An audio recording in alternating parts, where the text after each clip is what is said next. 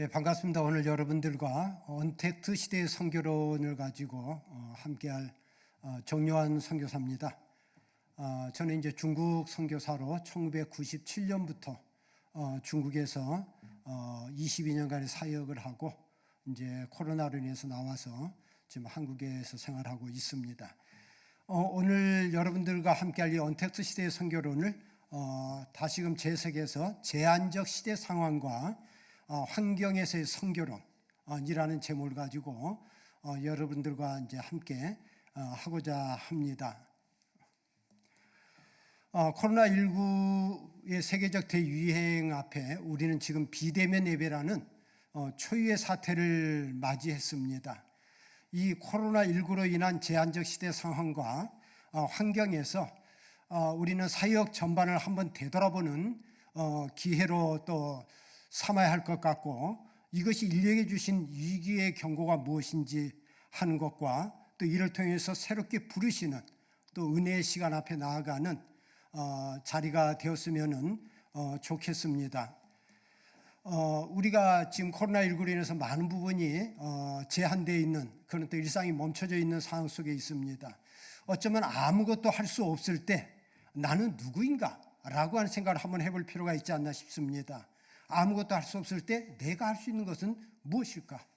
이제 언택트 시대가 돼가지고 우리 사람을 잘 만나지 못합니다. 이 사람들이 안 볼 때 과연 나는 누구인가? 결국 사람들이 안 볼 때 누가 우리를 보고 있냐? 하나님께서 보고 계시다고 하는 거죠. 그렇기 때문에 하나님 앞에서 과연 나는 누구인가라고 하는 신앙적 점검을 하는 시간이 이런 언택트 시대를 살아가는 우리의 신앙의 모습이어야 되지 않을까 생각해 봅니다. 사실 선교라는 자체가 제한적인 상황에 뛰어드는 것 아닙니까? 선교 현장에서 만나야 될 사람들의 대부분이 주님을 모르거나 거부하는 이들 아닌가요?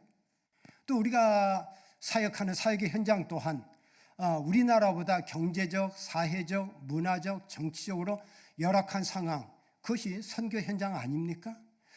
그렇기 때문에 이러한 제한적인 상황에서 우리는 기도할 수밖에 없고 또 하나님을 의지할 수밖에 없습니다.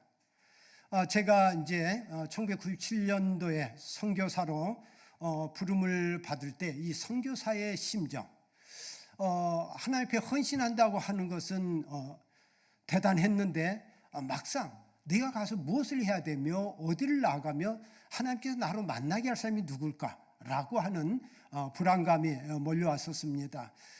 우리 성경에도 아브라함이 부르심을 받을 때에 히브리서 11장에는 갈 바를 알지 못하고 나아갔다, 그렇게 성경은 증언하고 있습니다. 우리가 믿음을 가졌다는 것 때문에 우리는 분명하게 확고하게 그렇게 나아가는 것이 아니라 사실은 하나님께서 어떤 세계를 펼쳐줄 것인가, 또 어떤 일을 하게 할 것인가, 그런 생각을 할 수밖에 없습니다.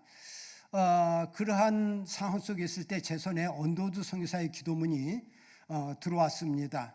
미지의 세계를 향해 나아가는 선교 초기에 제게 위로와 힘이 된 기도문입니다. 물론 이 기도문이 언더우드 선교사의 기도냐 아니냐 논란이 좀 있기는 하지만 중요한 것은 이 기도문이 선교 현장을 나아가는 제게 참 많은 위로가 되었고 힘이 되었고 또 저의 그 선교사의 심정을 적나라하게 보여주는 그런 기도문이었다고 하는 데서 여러분 앞에 좀 소개하고 싶습니다.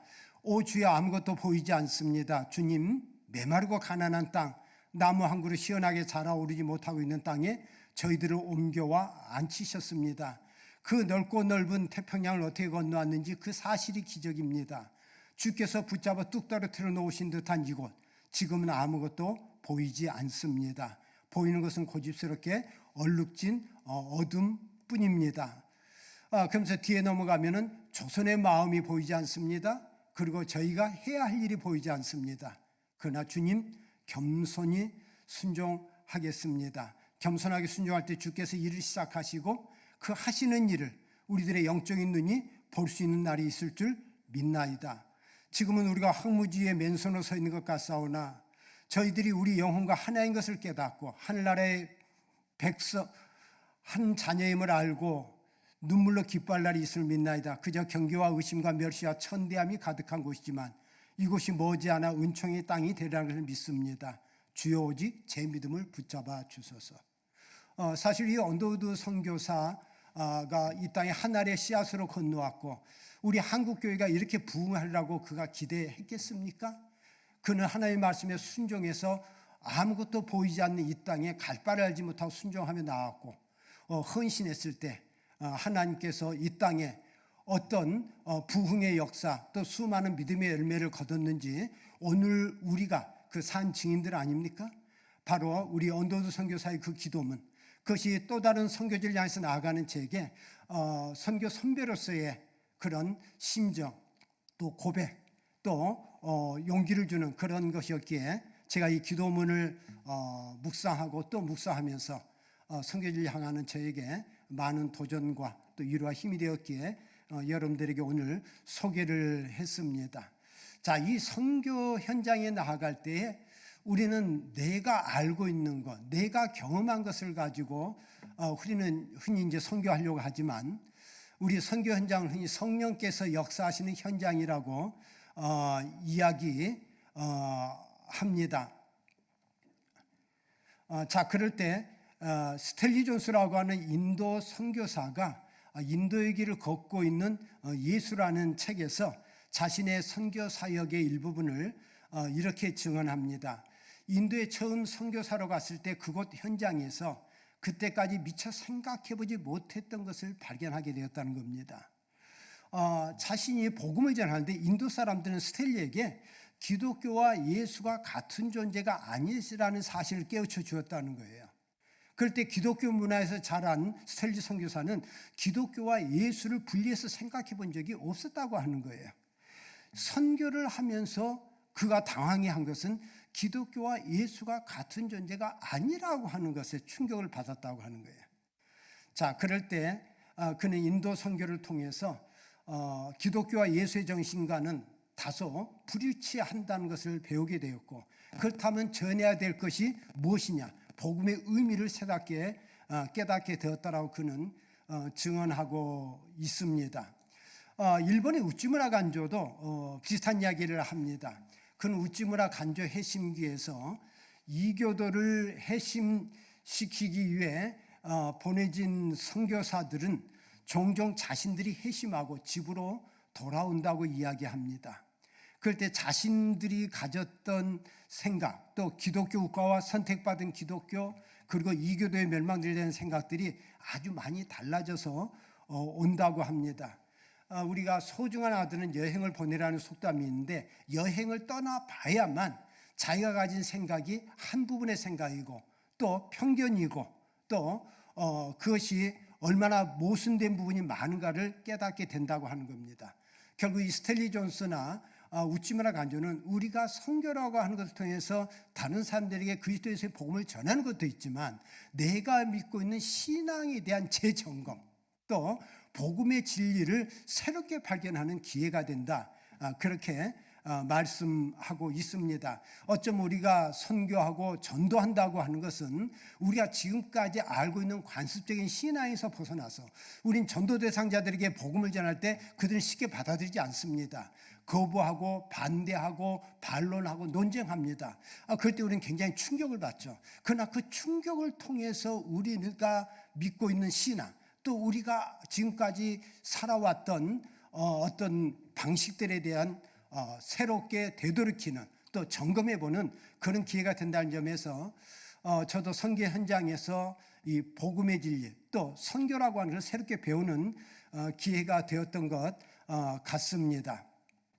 자, 저는 이제 중국 사역 현장에서 있었는데, 그렇기 때문에 이제 중국 교회의 이제 역사를 통해서 하나님의 선교를 좀 소개하고자 합니다.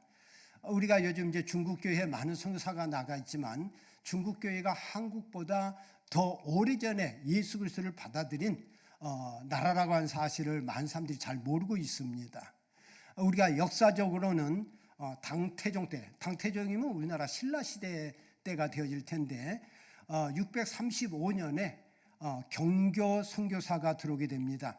경교하면은 네스토리안 이제 교회로 알려져 있는데, 우리 교회사적으로는 이제 이단에 대한 이야기가 되기 때문에 이단으로 알고 있는데, 그래서 오늘 현대 교회사에서는 이단으로 보지 않습니다.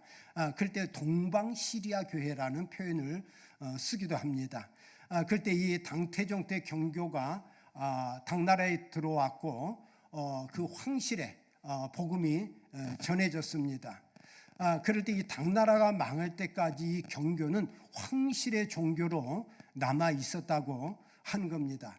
그런데 안타까운 것은 당나라가 망하면서 이 경교도 같이 사라졌다고 하는 거예요.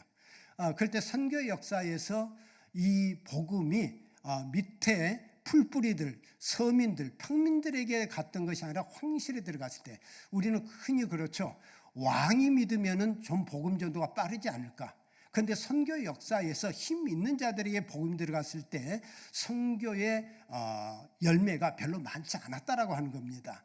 황실이 예수를 믿을 때 그 밑에 믿는 사람들은 순수하게 복음을 받아들인 것이 아니라 자신들의 출세의 수단, 명예 수단으로서 그들이 받아들인 경우가 많았기 때문에 당나라 황실이 무너지자 경교도 같이 무너지는 역사에 그런 모습들이 있었습니다.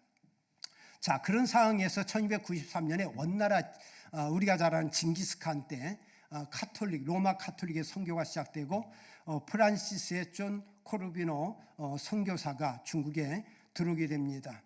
그런데 이미 그 징기스칸 가문이 예수를 믿고 있었다라고 하는 것이 역사적으로 나와 있습니다. 그럴 때 그들이 믿은 것이 뭐냐? 그 흔적도 없이 사라졌던 경교.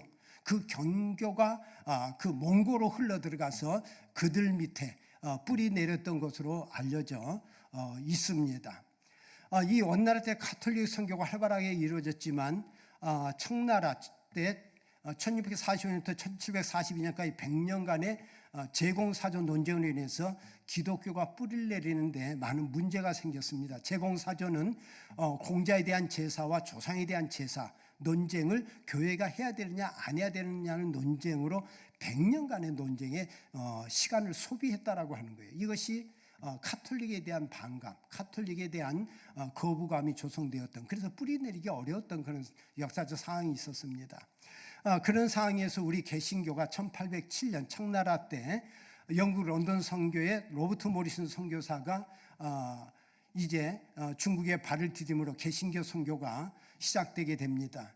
그러나 이것도 역사적으로 좀 불운했던 것은 당시 서구 열강의 침략과 함께 기독교 선교사들이 들어왔다는 점에서 이 기독교 선교사들에 대한 인식이 별로 좋지는 않았던 상황이었습니다. 그렇기 때문에 이 기독교가 뿌리 내리는 데는 많은 제한적 요소가 있었습니다. 그런 상황에서 잘 알듯이 1949년에 중국이 공산화되면서 중화인민공화국이 성립되게 됩니다. 이 중국이 공산화되면서 1950년에 3자 애국운동이 일어났고 선교사들이 추방되게 됩니다. 그 당시까지만 해도 수많은 약 10만 명 이상의 선교사가 들어왔지만 열매는 그리 좋지가 않았어요. 이제 그 당시 중국교회 교인을 추정하는 게 적게는 50만에서 한 70만 정도, 또 어떤 분은 150만 명을 추정하기도 합니다. 극히 미미한 숫자였습니다. 10만 명의 선교사가 들어왔지만 열매는 너무 미미한 그런 별로 정착되지 못한 상황이 이루어졌는데, 결국 이 선교사들이 들어와서 사역을 했음에도 열매가 없는데 공산화가 되면서 선교사가 추방됐다. 자, 그럴 때 중국 선교는 끝났다고 보았습니다. 이제 중국 선교는 끝났다. 그러나 이 제한된 상황에서 인간이 할 수 없을 때 하나님이 하시는 하나님의 선교가 무엇인가를 우리는 보게 됩니다. 그런 선교사가 추방되는 열악한 상황 속에서 더군다나 1966년부터 10년간에 걸친 문화 대혁명을 통해서 이 중국의 극단적인 사회주의 운동이 일어나면서 모든 문화를 척결하는 것에는 모든 종교에 대한 척결까지 포함되게 됩니다. 그런데 놀라운 역사가 일어났습니다. 그 문화 대혁명 당시에 농촌 가정교회가 확산되게 되었다라고 하는 겁니다. 이 농촌 가정교회가 왜 확산되게 되었느냐라고 할 때에 사실은 문화혁명이 이 기독교, 불교 각 종교에 대한 타파도 있었지만 미신 타파도 같이 포함이 됩니다. 이 중국의 그 우상 문화, 미신들이 오래전부터 자리 잡았는데 이 공산화를 통해서 이 미신들이 타파되면서 기독교가 정착할 수 있는 토양이 만들어졌다라고 하는 겁니다. 이것이 아주 역설적인 사건입니다. 그럴 때 1978년에 개혁 개방이 되면서 교회도 개방이 되게 되는데 그때 중국교회 교인을 약 5천만 명으로 추정합니다. 그렇죠. 수많은 선교사가 왔는데도 50만, 많게는 150만, 더 이상의 확산이 되지 않았는데 선교사가 추방되고 기독교가 문을 닫고 문화대혁명으로 뿌리 뽑히는 그런 상황 속에 그 암흑의 시대에 하나님은 일하셨다라고 하는 겁니다. 5천만 명의 성도들이 남겨졌다. 이건 하나님이 하셨다고밖에 볼 수가 없습니다. 이것은 선교사들도 우리 중국 교인들도 동일한 고백을 합니다. 하나님이 하셨다. 우리는 그런 의미에서 이 하나님의 선교, 하나님의 선교라는 단어가 인도 선교인자에서 나온 것이긴 하지만 우리가 중국 교회라는 상황에서 또한 하나님의 선교를 이야기하지 않을 수 없습니다. 자, 그런 상황에서 1989년에 천안문 사태 민주화 운동이 일어나게 됩니다. 그런데 놀랍게 그 이전까지 기독교는 이 농촌을 중심으로 퍼져갔습니다. 그래서 기독교 하면은 무식한 사람들, 가난한 사람들이라는 인식이 있었는데 이 천안문 사태를 통해서 도시가정교회가 확산되면서 더 이상 무식한 사람, 가난한 사람들의 다니는 곳이 교회라는 인식이 벗겨지게 됩니다. 많은 이 공산당에 헌신했던 젊은이들이 자국민을 죽이는 그 공산당의 모습 앞에 이것이 우리가 꿈꿨던 공산화 운동은 아니지 않았느냐. 거기에 환멸을 느낀 많은 젊은이들이 교회로 지식인들이 들어오게 됩니다. 이러면서 1989년 이후로 도시 가정교회가 세워지게 되는 겁니다. 결국 이 중국의 교회가 그 역사적인 위기적인 사건 속에 오히려 교회가 어려움에 처할 수 있다고 하는 상황에 이제 끝났다고 하는 상황이었지만 하나님께서는 그 사건을 통해서 오히려 중국교회가 뿌리를 내리고 중국교회가 확산되어지는 하나님의 선교를 맛보게 하셨다고 하는 겁니다. 1992년에 본격적인 개혁 개방이 됐고 그때 한국과 이제 수교를 하게 됩니다. 우리 중국교회가 뿌리를 내리게 된 이유와 전도 방식은 아까도 말했지만 문화혁명으로 미신을 타파하게 되면서 오랜 동안 뿌리 내리지 못했던 기독교가 정착할 수 있는 계기가 되었다라고 하는 것이고 이 공산당들이 쓰는 방식이 뭡니까? 1대1 게릴라식 당원 포섭이죠. 중국 교회에 갔더니 중국 가정교회가 복음을 너무 잘 전하고 있었어요. 그 어디서 배웠느냐고 물어봤더니 공산당 교육에서 배웠다라고 하는 거예요. 1대1 게릴라식 당원 포섭. 우리 교회 안에서 1대1 양육하죠. 1대1 접촉으로 복음을 전하고 양육하고 있었고 그럴 때 이 사람들이 공산화를 할 때에 이 한자가 어렵잖아요. 그런데 이들이 공산당 강령을 가르쳤는데 글자를 모르는 거예요. 그래서 이 공산당이 포섭을 하면서 기본 한자 200자를 가르칩니다. 그래야 공산당 강령을 이해할 수 있기 때문에. 자, 우리 기독교가 복음을 전하기 위해서 뭘 합니까? 성경을 우리는 전합니다. 성경에 복음의 진리가 있기 때문입니다. 그렇습니다. 우리가 그들이 배우는 기본 한자 또 그걸 통해서 성경을 통해서 그 복음을 전하고 복음을 받아들이는 그런 훈련이 이미 돼 있었어요. 그럴 때 이 중국 공산당이 또 강조하는 게 자아비판이죠. 그럴 때 자아비판이 우리 기독교에 뭐와 비슷합니까? 회개와 비슷합니다. 그런데 공산당이 하는 것과 우리 회개의 차이는 뭡니까? 회개는 스스로가 하나님 앞에 성령의 감동에 의해서 회개하는 거라면 자아비판은 강요되는 것이죠. 집단적인 것이죠. 그런 의미에서 이제 좀 차이가 있지만 그런 의미. 또 하나 이 공산당의 목표가 뭐냐면은 신인간 개조 운동입니다. 새로운 인간으로의 개조. 이 신인간 개조 운동이 뭐냐면 우리 기독교에서의 새로운 피조물의 거듭남입니다. 그러나 공산당과 기독교의 차이는 뭡니까? 공산당은 강제적이고 강요되는 점이라면 우리 기독교는 자발적인 것이고 성령의 감동에 의한 것이죠. 이제 그런 차이점이 있지만 방식에서는 그런 비슷한 방식이 중국의 기독교가 뿌리를 내릴 수 있는 좋은 도구가 됐다고 하는 거예요. 그럴 때 이렇게 하나님께서 하시는 하나님의 선교 개념에 대해서 이렇게 정리가 됩니다. 게오르그 히체톰이라는 분은 선교란 단순히 주님의 말씀을 향해 복종하는 것만을 뜻하지 않는다. 그것은 또한 공동체 해집에 대한 의무만을 뜻하는 것이 아니다. 선교란 구원받은 전 피조물 위에 그리스도의 주권을 세우려는 포괄적인 목표를 가지고 아들을 보내신 곧 하나님의 선교에 참여하는 것이다. 우리가 그 한 지체로서 참여하게 되는 선교 운동의 원천은 삼위일체 하나님 자신 안에 있다. 우리는 흔히 선교는 우리가 한다고 생각했는데, 또 교회가 한다, 또 우리 목사가 한다, 선교사가 한다는 생각을 하고 있는데, 모든 선교의 근원은 하나님 자신에게 있다. 그리고 우리가 그 한 지체로서 참여하게 되는 선교 운동이 하나님의 선교다. 그렇게 정리를 하고 있는데, 그것을 저는 이제 이렇게 좀 정리해 보았습니다. 하나님의 선교는 선교사나 선교단체 그리고 교회와 목사가 주도하는 것이 아니라 하나님께서 주도하시는 사건이며, 이제 이렇게 이야기하면 사람들 그래요. 그러면은 우리들은 뭐 해야 되느냐? 우리는 아무것도 할 수 없다는 이야기냐? 해서는 안 된다는 이야기냐? 그럴 때 그런 것이 아니라 선교사나 선교단체 그리고 교회와 목사는 하나님의 사역의 동역자들로서 함께 참여하는 이들이다. 하나님이 하시는 일에 순종하며 동행하는 것, 그것이 우리의 선교고 우리의 사역이다. 그것이 하나님의 선교라는 개념으로 보시면 되겠습니다. 지난 수천 년간 제한적이었던 중국 선교를 가능하게 했던 것은 아이러니하게도 기독교를 거부했던 중국의 공산화였다라고 하는 겁니다. 중국 정부의 공산화 방식이 가정교회 복음화 방식과 유사했다라고 하는 거죠. 결국 가정교회는 그 공산화 방식에서 복음화 방식을 배웠어요.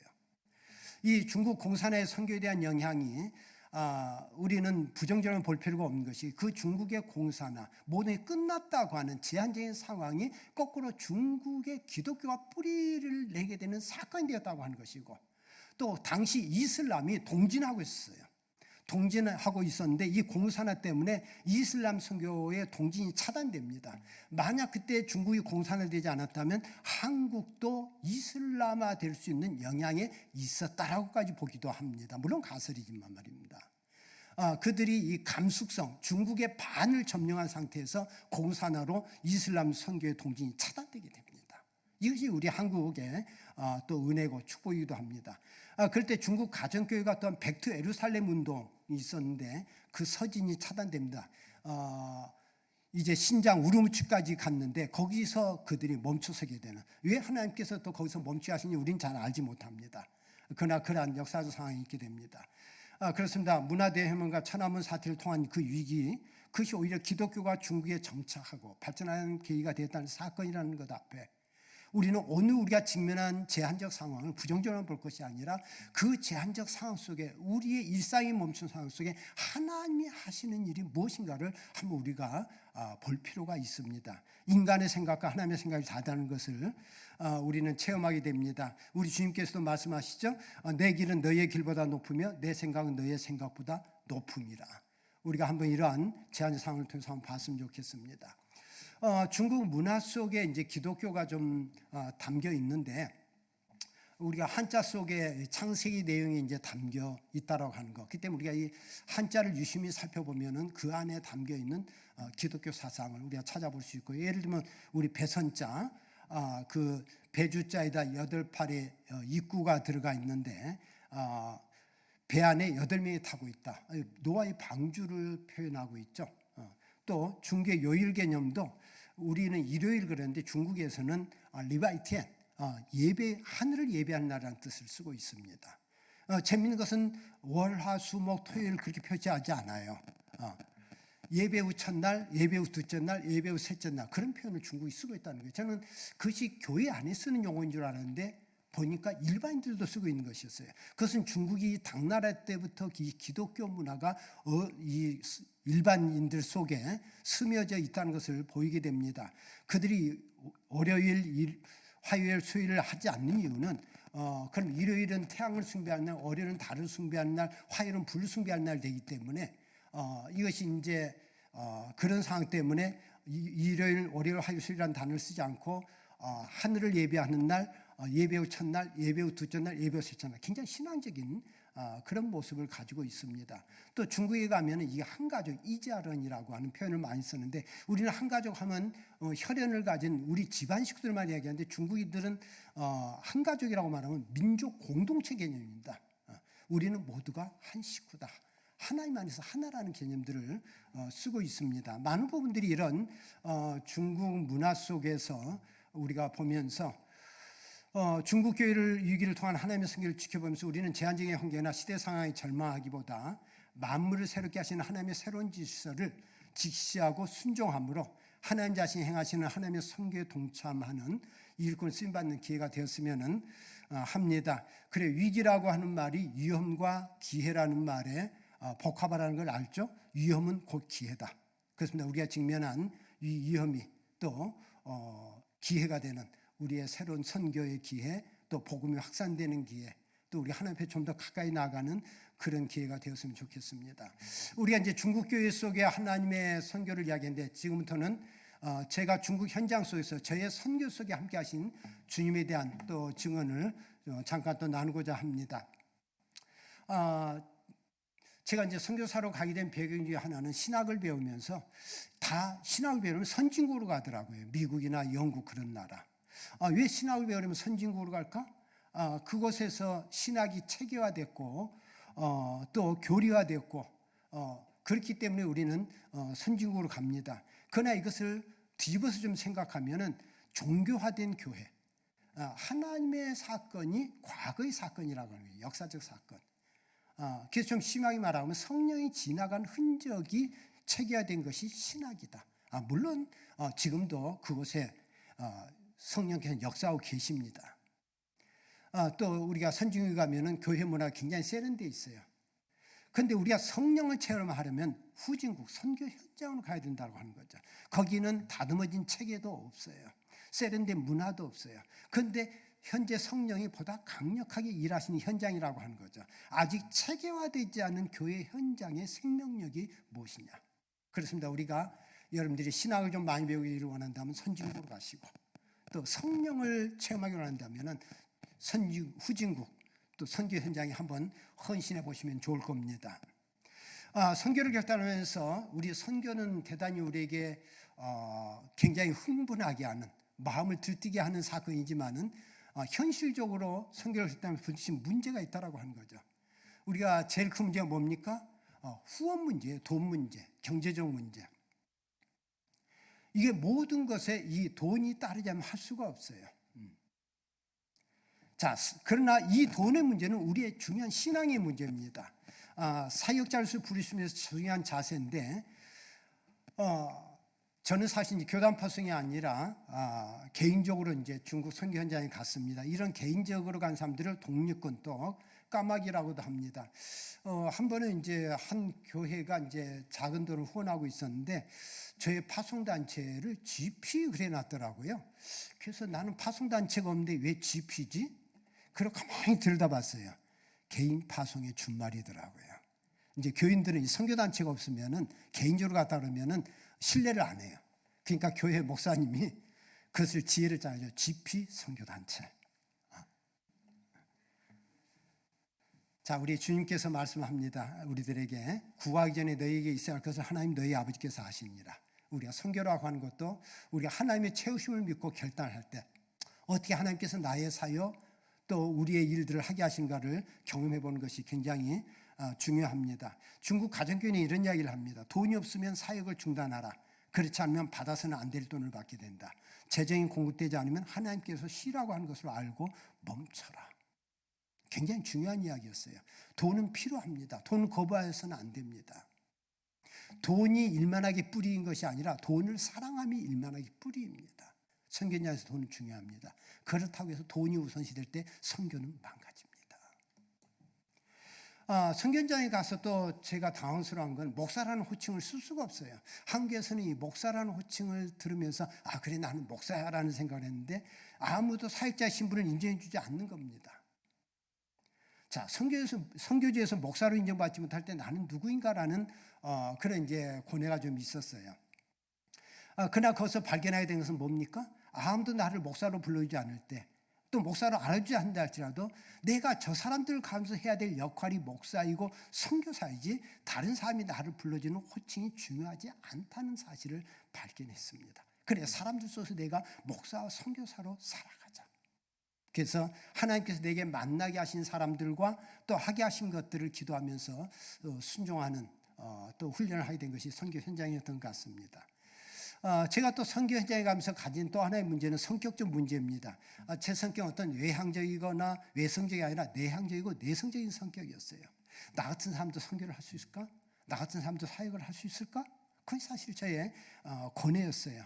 그러나 제가 기도하면서 성경 읽으면서 하나님께서는 우리의 체질을 아신다. 그래, 맞아. 하나님께서는 내 성격과 체질대로 쓰신 주님이시니까 내 방식대로 가는 거다.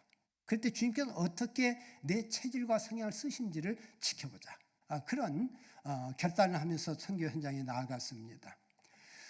그럴 때 하나님께서 저의 그 성향을 가지고 또 하나님께서 쓰셨던 걸 경험하게 되고, 이제 이러한 문제와 함께 현장에 막상 발을 디뎠을 때 문제가 터졌습니다. 제가 1997년에 갔다고 말씀드렸는데 가자마자 그의 말에 IMF가 발생이 됩니다.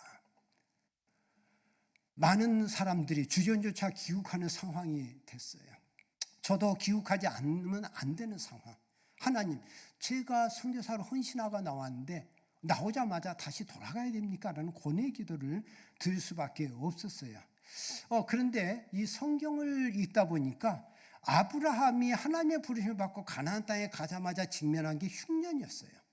또 사도 바울이 성령의 인도하심을 따라 유럽의 첫 관문인 빌립보에 갔을 때 그는 억울하게 감옥에 갇히게 됩니다. 자, 그런 제한적인 상황, 왜 하나님께서는 그들을 부르셨고 보내셨는데 거기서 제한적인 상황을 직면하게 하셨을까? 결국은 그거 같습니다. 내가 일하는 것이 아니라 하나님께서 일하신다라고 하는 것을 우리에게 보여주시기 위함인 것 같습니다. 이제 제가 아무것도 할 수 없을 때 돌아가면 된다라면 주님 거기에도 순종하겠습니다 라는 결단을 하게 됐어요.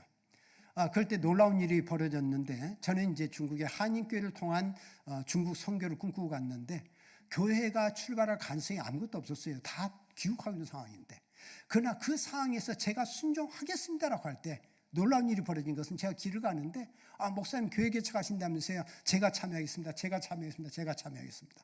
그 한 주간에 10여 명이 제가 함께 하자고 말한 게 아니에요. 그들이 저와 함께 하겠다고 하나님께서 붙여주셨습니다. 그래서 그들을 개척 멤버로 해서 교회가 출발하게 됐습니다. 결국 하나님께서 하셨어요. 이제 그 당시는 중국의 교회라는 이름도 목사라는 호칭도 쓸 수 없는 상황이었고, 교회는 모임, 또 펠로시라는 단어를 썼고, 목사라는 단어를 쓸 수 없고 선생님이라는 호칭밖에 없었고, 아는 사람 없는 상태에서 교회를 개척하는, 그러나 하나님께서 하신 것을 볼 때에 내가 이제 앞으로의 모든 사역은 제가 주도하지 않겠습니다. 하나님께서 어떻게 열어가시는 거예요. 예민하게 제가 직시하고 순종하겠다는 결단을 하게 됩니다. 자, 그럴 때 중국 선교에서 이 현장에서 성공적인 사역을 하는 사람들이 가진 세 가지 기본 원칙이 있습니다. 무홍보, 무자본, 무계획. 굉장히 오해할 수 있는 단어인데, 무홍보가 자기 사역의 보고가 필요 없다는 것이 아니라 지나친 홍보를 지향한다.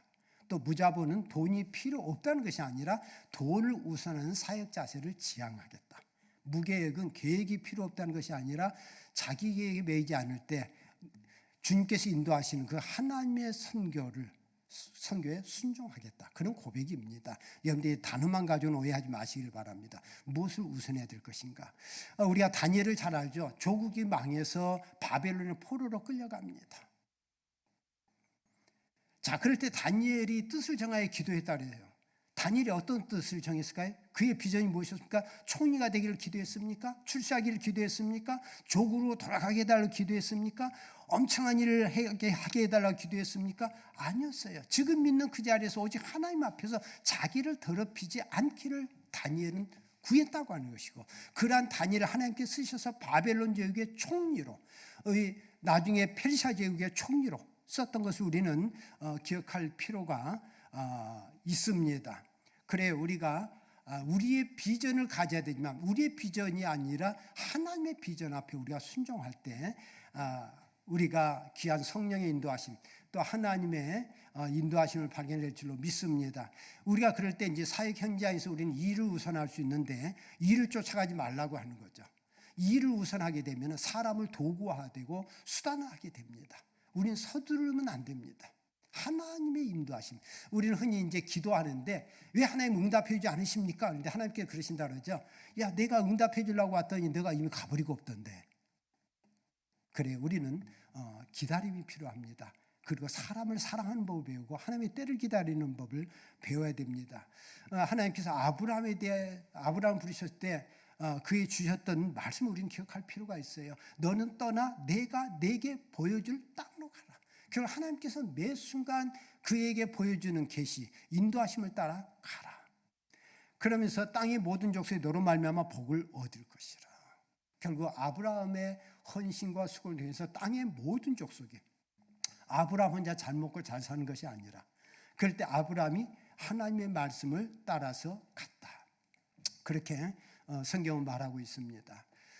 제가 이제 이런 얘기를 하는 것은 뭐냐면 한 선교사대에서 중국 교회 지도자가 선교사들을 향한 부탁이 있었어요. 우리 선교 현장에 가면은 선교지에서의 그 사람들이 선교사에 대한 불만이 좀 있어요. 그럴 때 한 중국 교회 지도자가 선교사들에게 많은 일을 하려고 하지 말고 그냥 함께 있어 주십시오. 일은 우리가 하면 됩니다. 당신들이 직면한 위기를 매 순간 어떻게 건강한 믿음으로 극복하며 사는지를 보여주십시오. 그것이 우리에게 줄 수 있는 최대의 가르침이고 배려입니다. 너무 많은 일을 하려고 하는데 많은 일을 하려고 하지 마시고 신앙적으로 사는 모습을 보여주십시오. 그것이 우리에게 주시는 가르침이고 배려입니다. 굉장히 충격적이었어요. 우리는 선교사이기 때문에 신앙적으로 생각했는데 신앙적이지 않다라고 하는 거예요. 너무 세상적이고 인간적이고. 그것이 왜? 이 일을 우선할 때 사람을 배려할 줄 모른다라고 하는 거. 거기에 대한 중국 교회 지도자들의 불평이 있었습니다. 스텔지 선교사는 인도의 길을 걷고 있는 예수라는 책에서 그 결론을 이렇게 이야기합니다. 인도를 예수 그리스도에게 위임하고 예수 그리스도를 인도에 위임합니다. 우리 역할은 여기서 끝납니다. 나머지 길은 예수 그리스도와 인도가 함께 걸어갈 것입니다. 결국 우리가 씨를 뿌리지만 그 열매를 걷게 하시는 분은 하나님이시다라는 고백이죠. 그런데 내가 열매를 거두려고 하고 내가 성취하려고 할 때 해서는 안 되는 방법들을 동원하게 된다라고 하는 그런 것이죠. 우리가 일과 돈을 우선하면은 많은 일을 할 수 있을지 모릅니다. 그러나 소위 말해서 선교 브로커 또는 선교 사업가가 될 수 있다는 거죠. 선교사가 아니라 사역자가 아니라 선교 브로커, 선교 사업가. 우리는 절제할 줄 알아야 됩니다. 우리 한국 사람들은 너무 열정이 뛰어난데 그 열정을 좀 숨고르기를 할 줄 아는 것이 필요해요. 우리가 사랑에는 절제가 필요 없을 것 같죠? 사도 바울은 갈라디아서 5장 20절에 성령의 열매를 이야기합니다. 그러면서 성령의 열매는 사랑이다. 그러면서 사랑에 대한 다양한 표현 방식을 이야기하면서 마무리 결론이 뭡니까? 절제니. 결국 사랑의 완성은 절제라는 겁니다. 절제할 줄 모르는 사랑은 사랑이 아니라는 거죠. 그건 성령의 열매가 아니라는 거죠.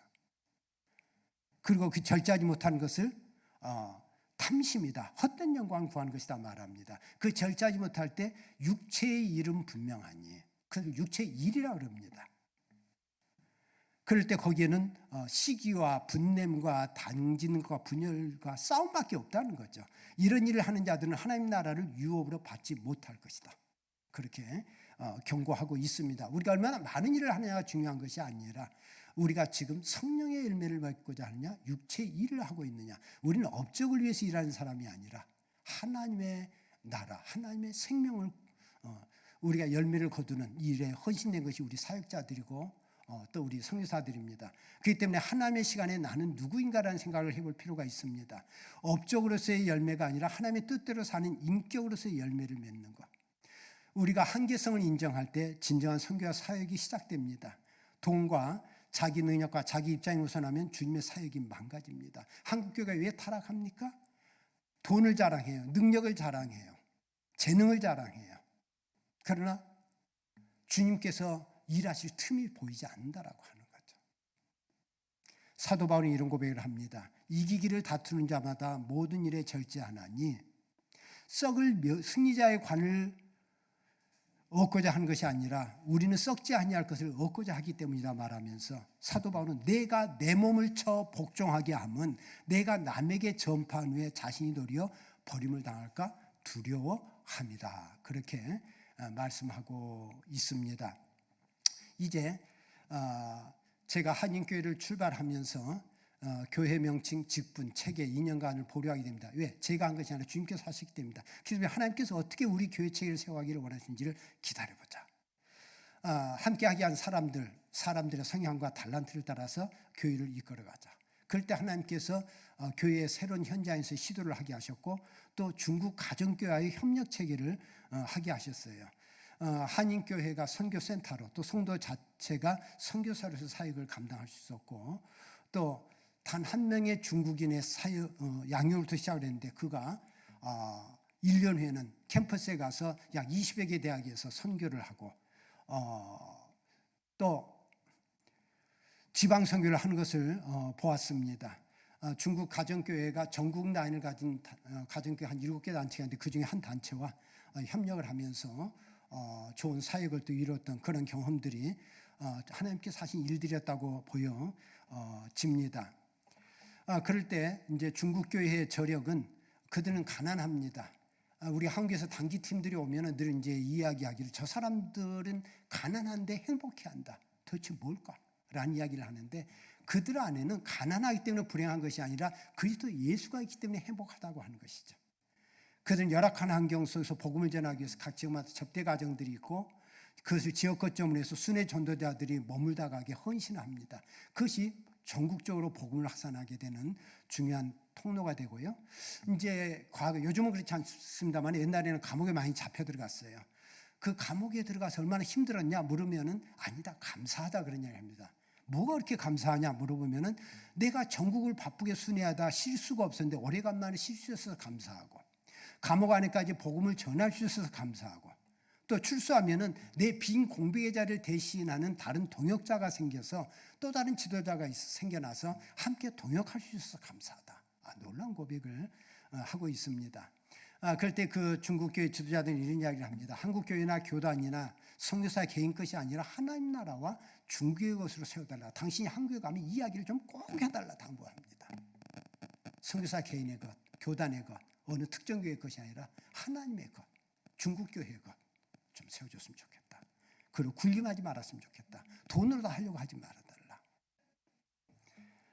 선교사는 그 땅에 영원히 정착하는 사람들이 아니라 떠나줘야 할 사람인 것을 우리가 기억할 필요가 있습니다. 우리가 이사야 선지자의 부르심을 우리가 잘 아는데 우리는 이사야 선지자의 소명만을 알지 그가 선지자로 부름받았을 때 하나님께서는 그런 이야기를 합니다. 너가 가서 전하지만 들을 사람은 아무도 없다. 굉장히 당혹스러운 이야기죠. 그럴 때 이사야가 하나님 앞에 주여 어느 때까지입니까? 그럴 때 하나님은 성읍들은 황폐하여 주민이 없으며 가옥들에는 사람이 없고 토지는 황폐되며 여호와께서 사람들을 멀리 옮기셔서 이 땅 가운데 황폐한 것이 많을 때까지다. 그 중에 10분의 1이 아직 남았을지라도 황폐하게 될 것이다. 완전히 망할 때까지 들을 사람이 없다. 충격적인 이야기를 합니다. 그러나 하나님이 주시는 위로와 소망의 메시지는 나무가 배임을 당하여도 그 그루터기는 남아있는 것 같이 거룩한 씨가 이 땅의 그루터기니라. 결국 이사야 너 자신이 하나의 씨앗이 되라는 이야기죠. 다른 사람은 변화시키지 못한다 할지라도 너 하나만이라도. 그렇죠. 히스기야 요시아가 또 나중에 이 땅에 우리의 구세주로 오신 예수 그리스도가 거룩한 씨앗으로 오시게 됩니다. 그렇기 때문에 예수님께서 오신 것이 뭡니까? 이사야가 선지자로 소명받은 게 주전 740년이에요. 예수님이 오신 것은 주 30년, 약 770년 후. 이사야는 770년 후에 오실 예수 그리스도를 바라보면서 자기 시대의 사역을 묵묵히 걸어갔다라고 하는 거예요. 오늘 우리 사역의 열매가 없을 수 있습니다. 그러나 100년 후, 200년 후, 500년 후를 바라보면서 오늘 우리가 헌신하고 지나갈 때 하나님께서 그 우리의 지나간 발자국, 뿌린 씨앗들이 헛되지 않게 하실 줄로 믿습니다. 그래서 예수님께서는 마태복음 13장에 씨앗의 비유를 이야기하고 있잖아요. 그러면서 천국은 마치 사람이 자기 밭에 갖다 심은 겨자씨 하늘 같으니 천국은 마치 여자가 가루 소말소에 갖다 넣어 전부 부풀게 한 누룩과 같아. 그런 이야기를 하고 있습니다. 그렇습니다. 우리가 미약해 보일지 모르지만 하나님 앞에 중요한 것은 헌신과 순종입니다. 열매를 맺게 하시고 거두게 하시는 하나님 자신의 사실과 깨닫는 것이 필요합니다. 여러분들의 오늘 한 이야기의 결론을 맺고자 합니다. 선교는 주님과 현지인과 함께 더불어가는 동행이며 공감이며 소통입니다. 저는 그래서 선교는 성육신이다. 그들 가운데 들어가는 것. 선교는 임마누엘이다. 그들과 함께 해주는 것. 선교는 십자가이다. 나는 죽고 그들이 사는 것. 선교는 부활이다. 새롭게 태어나는 것. 그렇습니다. 우리 예수님의 생애 자체가 선교입니다. 우리 예수님에게서 선교의 모본을 우리가 찾고 예수님이 가신 그 길을 따른다는 것은 우리가 어떤 선교자의 자세로 살아가야 되느냐를 예수님의 생애로 보여주셨습니다. 우리는 영적 싸움에서 이겨야 합니다. 우리는 흔히 영적 싸움하면 다른 상과의 싸움을 생각하는데 자기와의 싸움에서 이기는 것이 영적 싸움입니다. 거룩과의 싸움. 다니엘의 비전이 뭐였습니까? 자기를 더럽히지 아니하리라. 그렇습니다. 오늘 이 시대 속에서 우리가 나를 더럽히지 않기를 주님 앞에 구하는 것, 기도하는 것, 그것이 필요합니다. 우리가 선교 현장에서, 우리가 사역 현장에서, 전도 현장에서 결국 우리가 싸워야 될 것은 세상 사람들이 아니고 정치, 경제, 사회, 문화, 물론 그 부분의 변화도 필요하지만 중요한 것은 먼저 내 자신이 하나님과의 영적 싸움에서 거룩해지지 않으면 우리는 승리할 수 없다고 하는 겁니다. 자, 그럴 때 우리는 사람들을 사랑과 연민으로 대할 줄 아는 것. 계시를 보면 부활의 예수님께서 다시 올 주님께서 모든 눈물을 그 눈에서 닦아주시겠다. 보라 내가 만물을 새롭게 하노라 하시면서 모든 눈물을 그 눈에서 닦아주겠다. 다른 사람들이 아픈 가운데 참여하는 것. 그것이 우리의 사역이고 선교입니다. 예수님의 임마누엘 하신 예수님의 중요한 사역자에서도 뭡니까? 불쌍히 여기셨더라. 긍휼히 여기셨더라.